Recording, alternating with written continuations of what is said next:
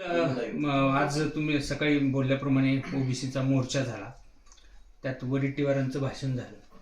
त्याच्यामध्ये जोपर्यंत हा जी आर रद्द होत नाही तोपर्यंत आम्ही थांबणार नाही आणि हा आरक्षण जिहाद आहे असा आरोप झाला. नाही, ते जोपर्यंत काँग्रेसचा सुपडा साफ होत नाही तोवर ते गप्प बसत नाही आता. कारण त्यांनी ते छगन भुजबळच्या विचाराच्या आहारी गेलाय आणि जो नेता जो माणूस छगन भुजबळच्या आहारी जाईल तो नेता संपल्याशिवाय राहत नाही, ते पक्षसुद्धा संपल्याशिवाय राहत नाही. आत्तापर्यंत तुम्ही नाशिकची हिस्ट्री येऊन बघा, नाशिकच्या सुद्धा प्रत्येक मतदारसंघात त्याचं कोणासंगच जमत, कोणासंगच इतकं म्हणजे प्युअर अपेक्षा आहे ती. आणि हे असल्या अपेक्षाच्या षडयंत्रात गुंतलाय वडेट्टीवार साहेबसुद्धा. चांगलं होतं, ते चांगला माणूस होता, चांगला विरोधी पक्षनेता होता, चांगलं काम करत होता. परंतु आता काँग्रेसचा सुपडा साफ करायला निघाले, कळाले अवकात. आता पहिला मोर्चा, महामोर्चा त्याचा, काँग्रेसचा महामोर्चा. काँग्रेसचाच मोर्चा होता. काँग्रेसचा मोर्चा ते 1.5 छटाक होते का? सरकारनं जरांगे समोर म्हणजे त्यांना शरण जाऊन जरांगे पुढे सरकार झुकले असं देखील म्हणाले. नाही, ते भावचळून बोलतोय. मी पहिल्यांदाच सांगितलं की वडेट्टीवार साहेब चांगला होता. छगन भुजबळच्या आहारी जो नेता जाईल तो संपतो. कारण माझ्या पुढे सरकार नाही झुकलं तर सरकारला वेदना गरिबांच्या कळाल्या, मराठ्यांच्या. सरकारचं लक्षात आलं की 2 वर्ष झालं ह्यो समाज जर इतक्या करोडोच्या ताकदीनं रस्त्यावरती आहे तर यांच्या भावना समजून घेतल्या पाहिजे. आता आपण जर आडमुठ्यावणी केलं तर आपला भाजप पक्ष संपून जाईल. कारण मराठ्यांच्या जीवावरती राजकारण करावं लागतं या राज्यात. आणि मराठ्यांना जर आपण वेठीस धरलं आणि मराठ्यांच्याच पोरं संपत ठरलो तर आपल्या कपाळाला कवाच गुलाल लागणार नाही, हे सरकारच्याही लक्षात आलं. म्हणून सरकारनं ते वेदना लक्षात घेतल्या. झुकायचा आणि दडपायचा काय समान? आम्ही काही बोललो का त्यांना? काही केलं का? अहो, शांततेत गेलो. नाही तितके करोडो लोक मागा म्हणल्यावर मोकळा कोणीच माघारी न्यायचा, धिंगाणा घालूनच येईल. पण हे राज्य आमचं आहे. या राज्यातली गोरगरीब जनता ओबीसीची आमची आहे, सगळ्या जाती धर्माचे लोक आमचे आहेत. आम्ही कसं धिंगाणा होऊन देणार?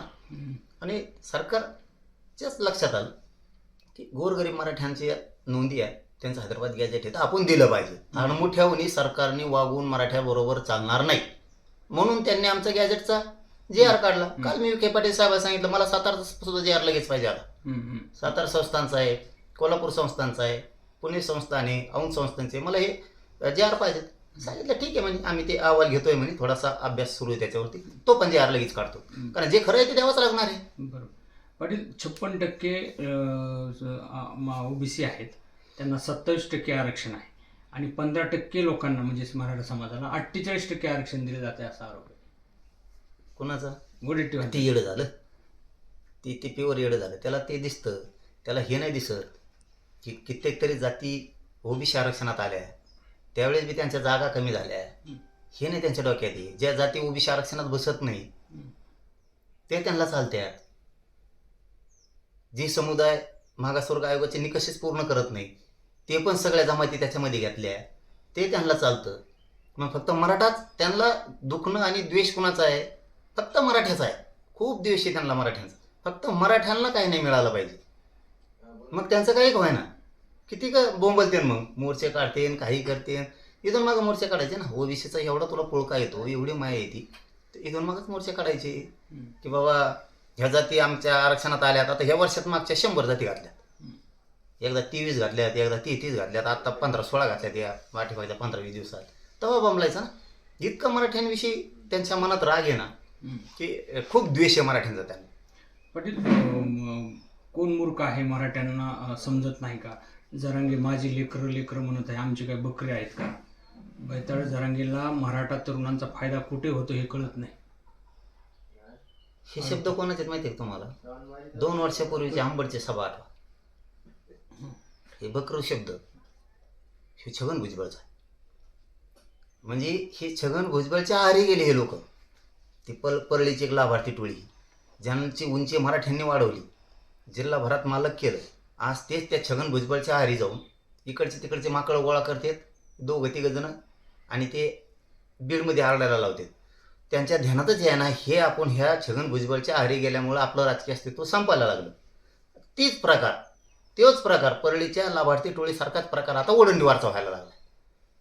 परडं उघडं, अरे आता झोपत नाही रातभर द्यायला, बिगर पाण्याची टाकी द्यायला. तिथे भुजबळ त्याला सण होतो का नेता झाल्याला? दुसरा जमत नाही त्याला. धनगराचा एक बांधव म्हणला आता आमच्याकडे नेतृत्व आलं पाहिजे, लाल पाडा होता, लाल असा येवल्याचा अलिबाबा, लाल पाडा होता, असं दुसरं जमत नाही त्याला.